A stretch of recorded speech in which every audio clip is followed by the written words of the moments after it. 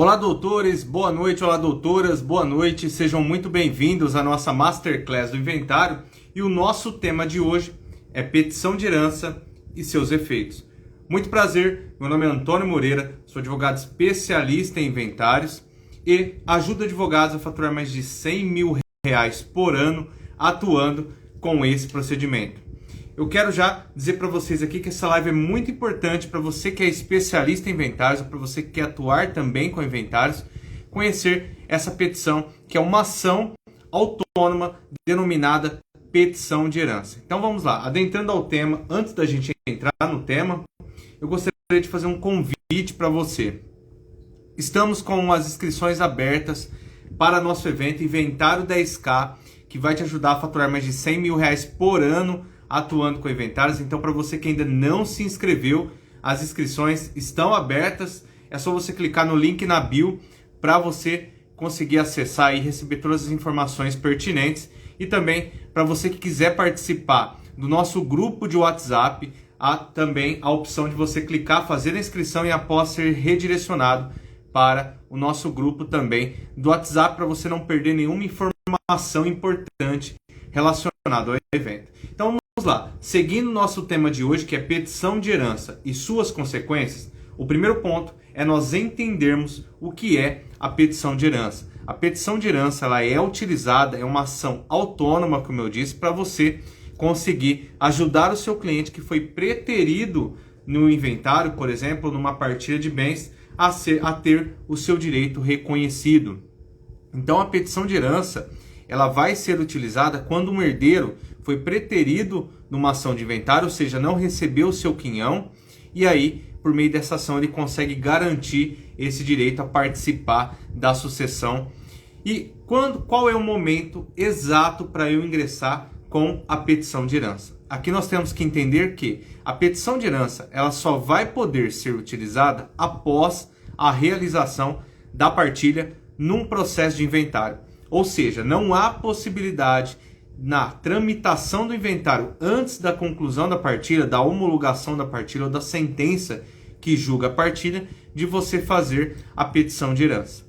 Por quê? Porque você pode fazer por uma simples petição a habilitação do seu cliente no próprio processo de inventário. Então, ela só vai ser utilizada, como eu disse, após a sentença que julga ou homologa a partilha. E qual é o juízo competente para apreciação da ação de petição de herança? Como regra, ela vai ser conhecida pelo mesmo juízo em que tramitou o processo de inventário, porque é uma ação que se refere, que vai ter a sua incidência com relação ao processo de inventário, com relação a uma partilha dentro de um processo de inventário. Então eu te dei o panorama geral do que é uma petição de herança, né? Você vai encontrar os artigos pertinentes no Código Civil. E agora, quem são as pessoas legítimas a ingressar, como por exemplo, a petição de herança? Quem vai poder fazer a petição de herança? São os herdeiros não habilitados ou não reconhecidos pelo autor de herança ou pelos demais herdeiros. São essas pessoas que vão poder entrar com essa petição de herança para ter, como eu disse, o seu direito reconhecido. E aí, nós temos muitas implicações, vários debates, muitas informações com relação à petição de herança. Apesar de ser um procedimento que parece simples, tem muita implicação que você, advogado, e você, advogada, tem que conhecer. Aqui eu cito para vocês, por exemplo, que há a possibilidade de nós ingressarmos com uma petição de herança durante o processo de inventário, mesmo antes da conclusão da partilha. Olha só, eu disse para vocês no início que isso não era possível, mas agora eu vou te dizer que isso, por uma interpretação jurisprudencial e também da própria prática na advocacia com inventários, há a possibilidade. Quando você vai utilizar ela? Quando você fizer acumulação, por exemplo, com uma ação de investigação de paternidade ou com uma ação, por exemplo, de reconhecimento de união estável. São as principais situações que você vai acumular com a petição de herança, tanto na ação de reconhecimento de união estável, como no reconhecimento, por exemplo, de uma paternidade ou de uma maternidade aí, inclusive socioafetiva, tá? Também cabe a possibilidade de você ingressar com a petição de herança, acumulado com essas ações, nesses casos que eu mencionei para vocês. Agora, passado essas considerações também importantíssimas que você tem que conhecer, você advogado, e você advogado, é isso que vai te diferenciar dos demais advogados, e é isso que vai fazer você faturar mais de 100 mil reais por ano atuando com inventários. A advocacia com inventários, ela não aceita o advogado generalista. Você tem que ser especialista naquilo que você está fazendo e você tem que ser especialista na ação de inventários. Você tem que trabalhar com o direito sucessório para que você consiga realizar e atingir os objetivos do seu cliente, que é ultimar a partilha, que é, por exemplo, garantir o seu quinhão. Então a gente falou quem são os legítimos a ingressar com a petição de herança e agora quem vai figurar no polo passivo da petição de herança. Vocês sabem quem serão os réus aí, por exemplo, na petição de herança? Eu digo para vocês que na petição de herança quem vai figurar no polo passivo serão os herdeiros. E por que não o espólio? Porque o espólio ele tem sua atividade até a finalização da partilha. Não é possível nós termos ainda a figura do espólio após a conclusão da partilha dentro do processo de inventário. Se já houve a divisão do patrimônio por meio do inventário e por meio da partilha, nós não falamos mais em espólio, e sim numa ação autônoma de petição de herança diretamente em desfavor dos herdeiros. Até porque são eles que detêm a posse e a propriedade, por exemplo, dos bens partilhados nos autos de inventário. Então é por isso que quem vai figurar no polo passivo serão os herdeiros. E aqui tem uma grande questão com relação ao cônjuge meeiro. O meeiro ou a meeira vai figurar no polo passivo da petição de herança? Vamos ver, vou dar uns segundos para vocês responderem. O que vocês acham? O meeiro ou a meeira vai participar do polo passivo da ação de petição de herança? A resposta é não. Então, por quê? Porque o meeiro ele detém a sua parte pelo Instituto do Direito de Família e não do direito sucessório. Então, por que nós vamos incluir um cônjuge, por exemplo, ou um companheiro que tem direito à meação no polo passivo da petição de herança, que não se vai se aproveitar nada? O que ele vai debater de algo que, por exemplo, se ele for perdedor, no caso aí, que ele não vencer a petição de herança aí, ele não vai perder o seu patrimônio constituído pela meação, porque a meação é o instituto dele, já é garantido dele por lei, e ele não vai ter a perda disso por meio de uma petição de herança, por exemplo, por um herdeiro que foi reconhecido posteriormente. Então a resposta para vocês, agora, se o cônjuge tiver bens particulares, ou seja, se ele for herdeiro, né, bens particulares não, se ele for, além de meeiro, herdeiro, ele vai figurar no polo passivo da petição de herança, tá? Porque aí nós estamos discutindo direito sucessório, disposição patrimonial sucessória. Então, logicamente que ele tem que participar, porque ele vai discutir sobre os bens partilhados, por exemplo, quando a gente pedir a nulidade da partilha, né? Porque se houve o reconhecimento da petição de herança, a procedência, se houve o reconhecimento, por exemplo, da filiação, por exemplo, aí, de uma relação afetiva entre cônjuge e o autor de herança, porque então nós vamos falar, logicamente, de petição de herança, nós vamos falar dessa consequência que é justamente ele participar do processo da petição de herança. Tá certo? Então, quem figura no polo passivo são essas pessoas que eu disse para vocês, inclusive o cônjuge, com exceção quando ele for apenas meeiro. Se ele for herdeiro e meeiro, ele vai participar do processo como réu na petição de herança. E aí eu falei para vocês a possibilidade de a gente ingressar com isso durante o processo de inventário. Aí quem vai figurar no polo passivo é o espólio. Mas aí quando a gente tiver uma acumulação. E por que muitos preferem fazer dessa forma? Mas aí você vai depender do entendimento jurisprudencial, do entendimento dos tribunais. porque a petição de herança já é público e notório, como eu disse para vocês, que ela deve ser protocolizada após a homologação ou a sentença que julga a partilha. Esse é o primeiro ponto. Agora, por que ela é utilizada durante o processo de inventário, por exemplo, antes da partilha? Porque muitos entendem que, se houver o reconhecimento de uma união estável, por exemplo, após a conclusão do procedimento de inventário, daqui 2, 3, 4, 5 anos, pode ser que nós tenhamos aí uma perda patrimonial para o nosso cliente. É isso que eu vou falar um pouco mais à frente sobre algumas consequências que você pode ter se você não conhecer profundamente sobre o assunto para prejudicar, por exemplo, o seu cliente. Porque o seu cliente pode ter direito a um patrimônio, mas que pelo decurso do tempo pode ser que ele se tenha esvaído ou que ele se tenha se perdido aí pela atitude ou pela ação dos demais herdeiros, tanto de boa fé como, por exemplo, aí de má fé.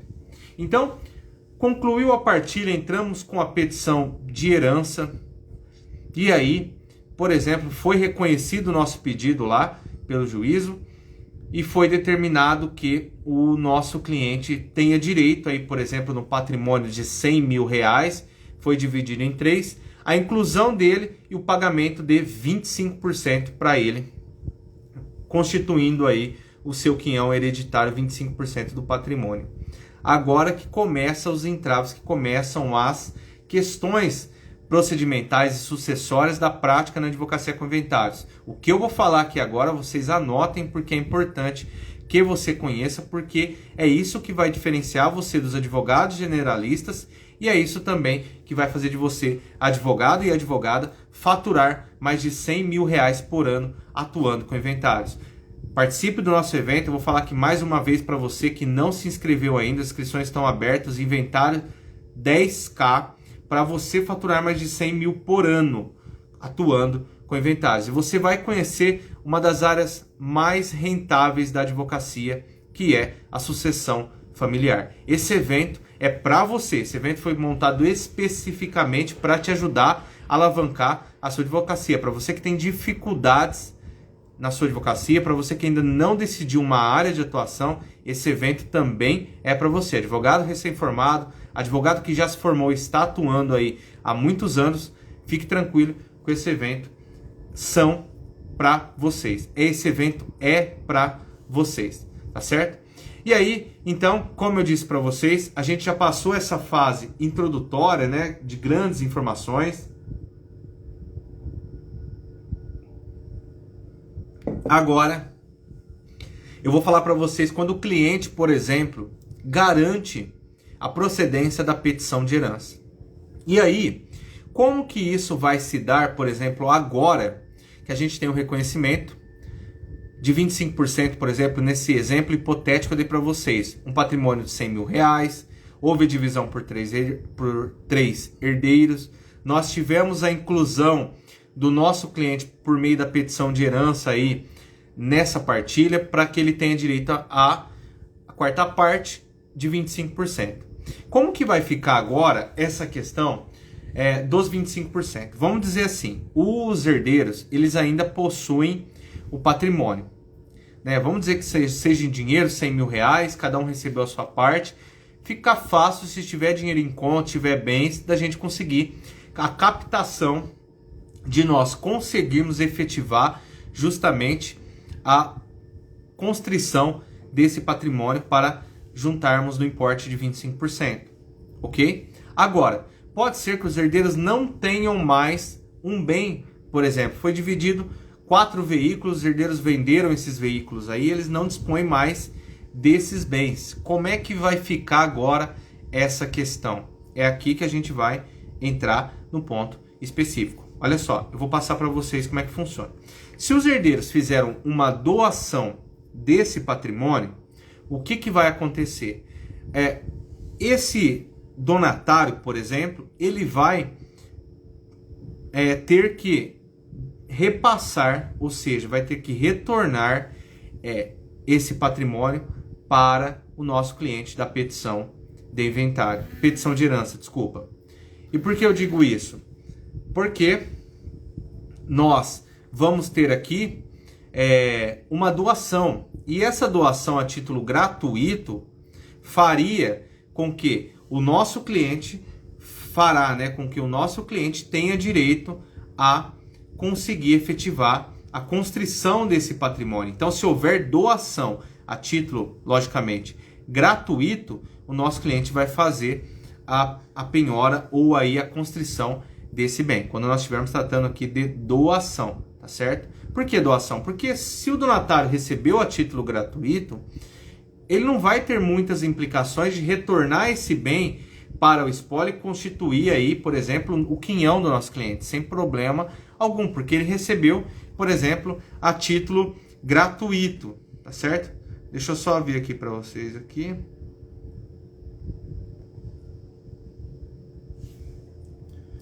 Então, e aí, o que vai acontecer agora? Nós vamos ter lá, nós vamos ter agora, por exemplo, o caso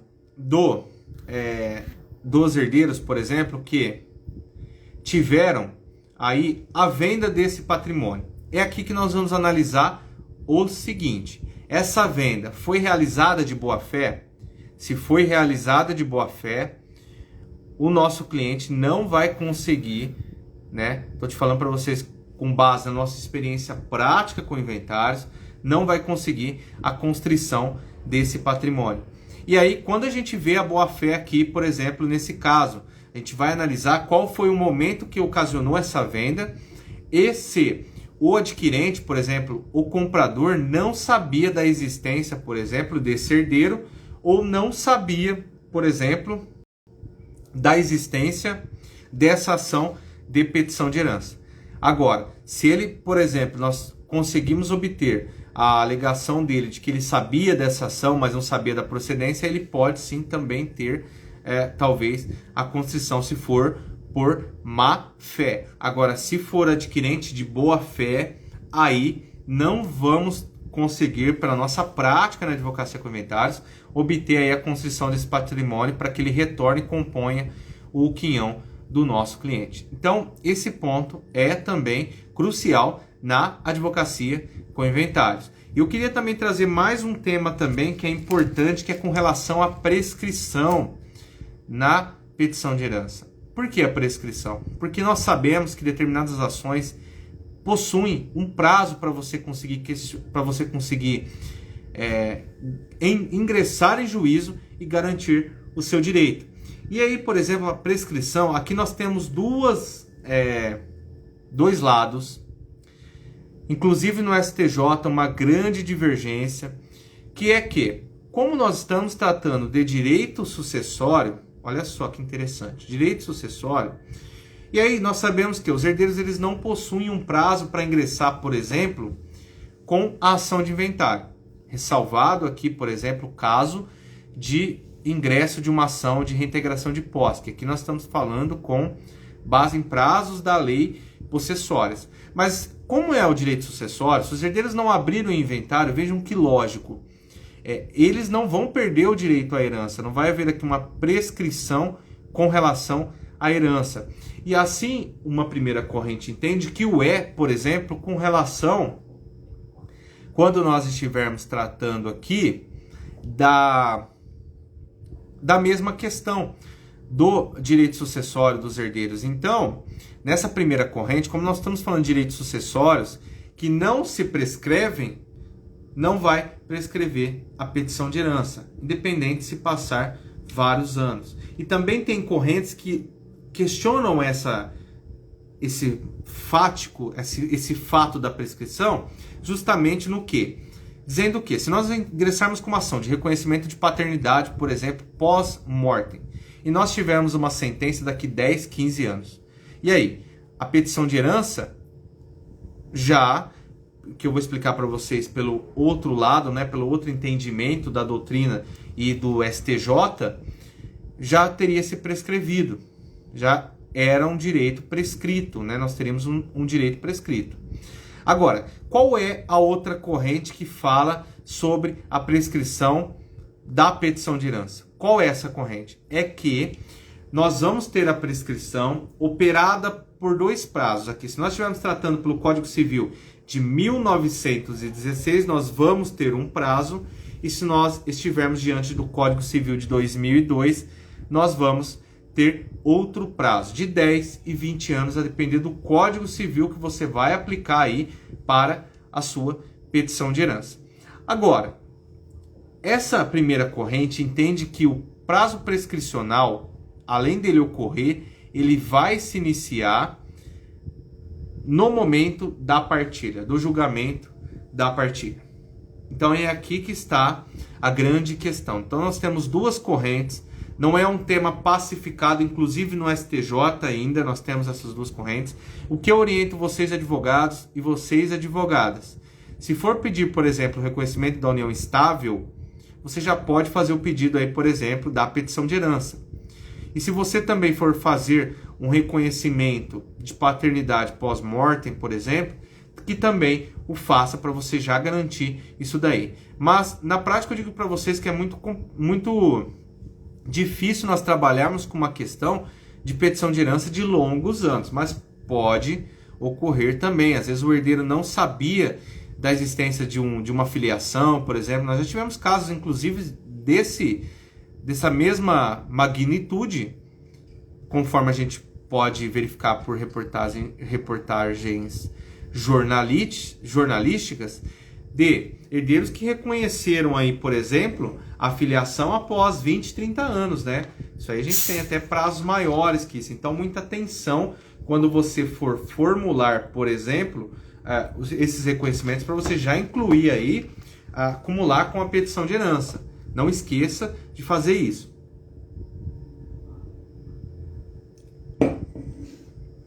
Então, esse é um ponto. Agora, então nós temos essas 2 correntes com relação à prescrição, tá? Muita atenção.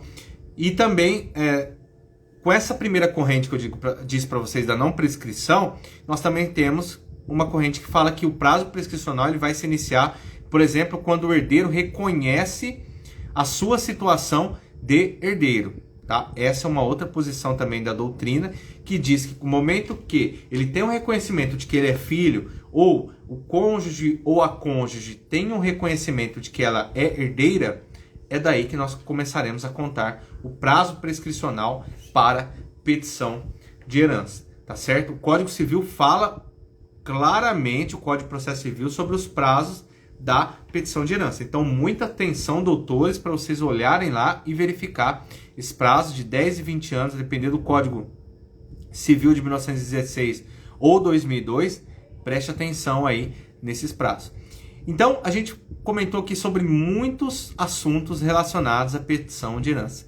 E qual é o efeito de uma petição de herança?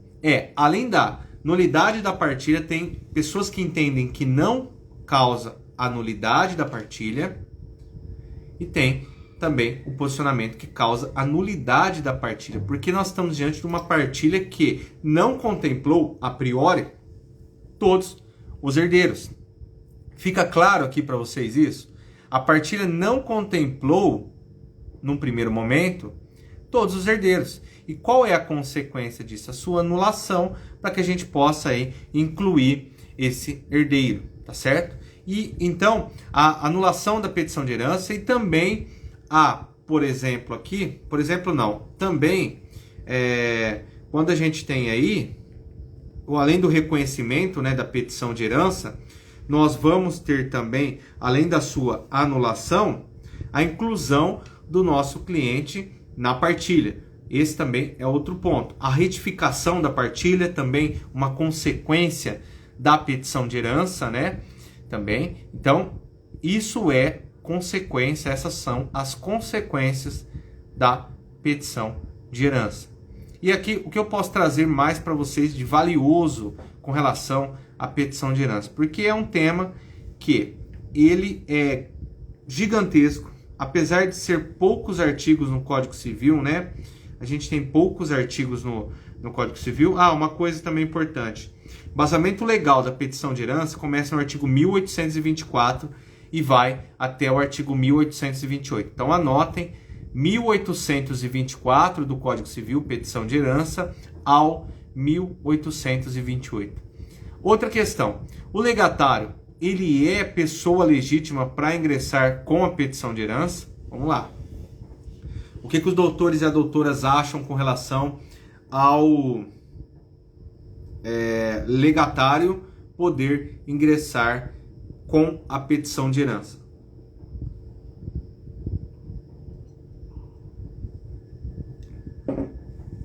Aqui eu vou explicar para vocês. Nós sabemos que a herança, conforme artigo, salvo engano, número 80 do Código Civil, vou até olhar aqui para vocês, ó, 80 do Código Civil, consideram-se imóveis para todos os efeitos legais o direito à sucessão aberta. E aqui nós entendemos como sucessão legítima. Então, consideram-se bens imóveis para todos os efeitos legais a sucessão aberta.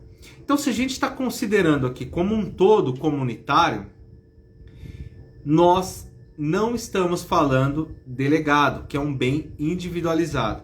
Agora, quando a gente tem a figura do legatário, de um legado, é um bem individualizado que o autor da herança destinou para esse herdeiro, para esse legatário, né, como a gente denomina.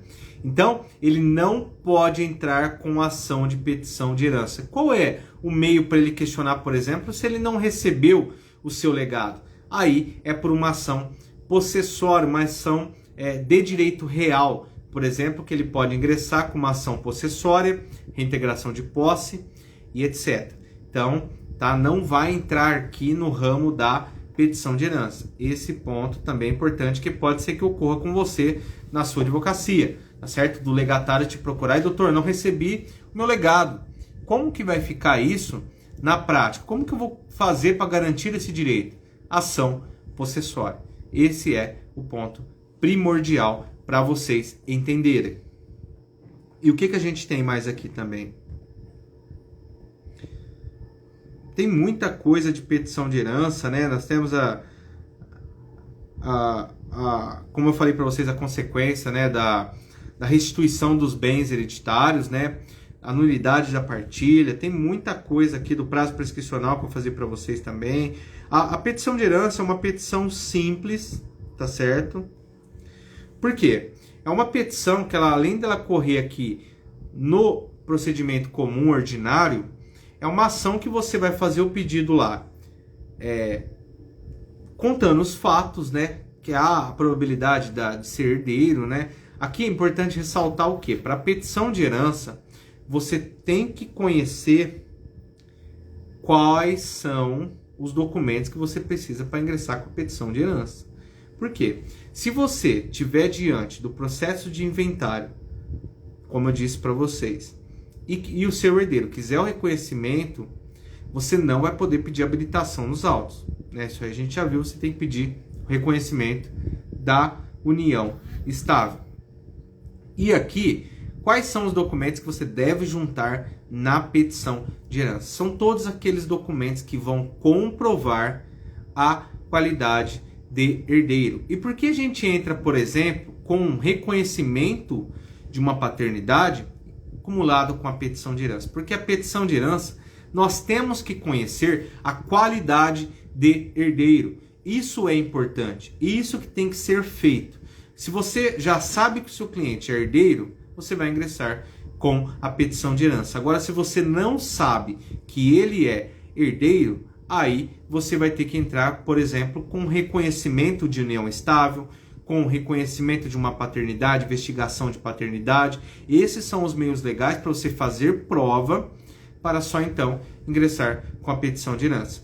Petição de herança, documentos, você vai ter que juntar documentos que comprovem a qualidade de herdeiro, tá certo? Isso é o primordial de você entender. Você juntar documentos que comprovem que o seu cliente é herdeiro.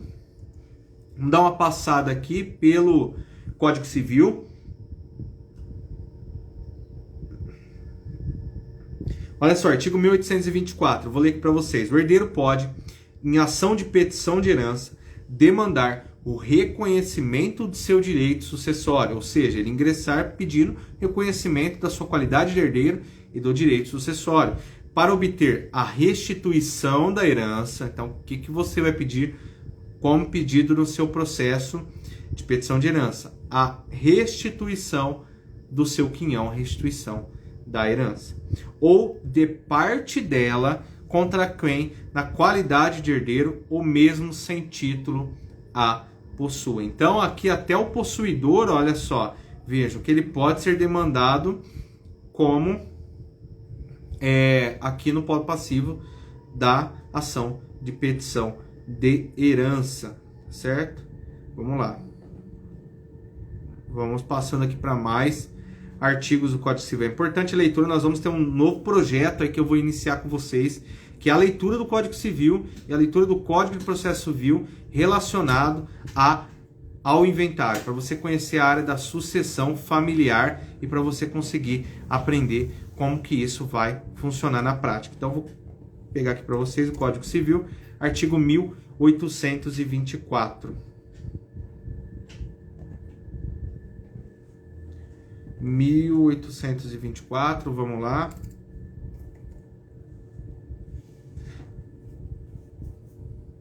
Olha só, a petição de herança poderá compreender todos os bens hereditários. É aqui que a gente retorna lá para o artigo 80 do Código Civil. Cadê aqui? 1824, vamos lá, continuar mais um pouco. 1824, aqui, ó. O possuidor da herança está obrigado à restituição dos bens do acervo, fixando-lhe a responsabilidade segundo a sua posse. Então, ele vai ser demandado, ser obrigado a restituir na medida da responsabilidade do seu quinhão, a responsabilidade da sua posse. A partir da citação, a responsabilidade do possuidor se há de aferir pelas regras concernentes à posse e a mora, posse de má-fé e a mora. Então, se nós tivermos a citação da petição de herança, cuidado aqui para o adquirente, para o comprador de bens, objetos de partilha, se houver pendente petição de herança. Muito cuidado aqui, porque a partir da citação é considerado má-fé, tá certo? O herdeiro pode demandar os bens da herança mesmo em poder de terceiros, sem prejuízo da responsabilidade do possuidor originado pelos bens alienados. E aqui nós temos outro ponto também, que é com relação aos frutos obtidos com a partilha. Qual vai ser o momento aqui para a gente definir se deve compor a restituição do herdeiro, da petição de herança, do reconhecimento ou não? A citação, né? Aqui que a gente está vendo aqui no parágrafo único, artigo 1826. São eficazes as alienações feitas a título oneroso pelo herdeiro aparente a terceiro de boa-fé. É aqui que no parágrafo no artigo 1827 nós temos a figura do adquirente de boa-fé. Então, se ele tiver de boa-fé, ele não tem que restituir o patrimônio que ele adquiriu. O herdeiro aparente que de boa-fé houver pago um legado, não está obrigado a prestar o equivalente ao verdadeiro sucessor, ressalvado a este o direito de proceder contra quem o recebeu. Então, o herdeiro aparente que de boa-fé tiver pago um legado, não está obrigado aí a prestar o equivalente ao verdadeiro sucessor. Então, ele não tem que prestar, por exemplo, aí ao verdadeiro sucessor, que é, no caso, o nosso cliente, que foi reconhecido pela petição de herança, tá certo? Então, leiam, pessoal, artigo 1824, 1828, muito importante para vocês entenderem sobre petição de herança. Para você que ainda restou alguma dúvida, você pode deixar para nós no comentário desse vídeo ou nos stories das nossas caixinhas de pergunta ou no direct. Eu te convido a você advogada, mais uma vez, a se inscrever no evento Inventário 10K, que eu vou te demonstrar a área da sucessão familiar, uma das áreas mais rentáveis do direito, que te possibilita a faturar no mínimo R$100 mil por ano atuando com inventários. Então, queria dizer para vocês, se vocês têm alguma pergunta, senão a gente já encerra por aqui e a gente se vê nas próximas lives da Masterclass do Inventário.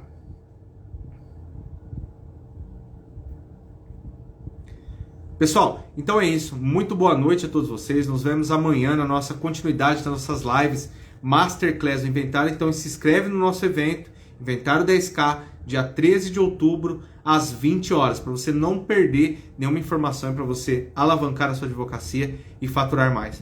Um abraço a todos vocês, fiquem com Deus e até amanhã na nossa Masterclass do Inventário.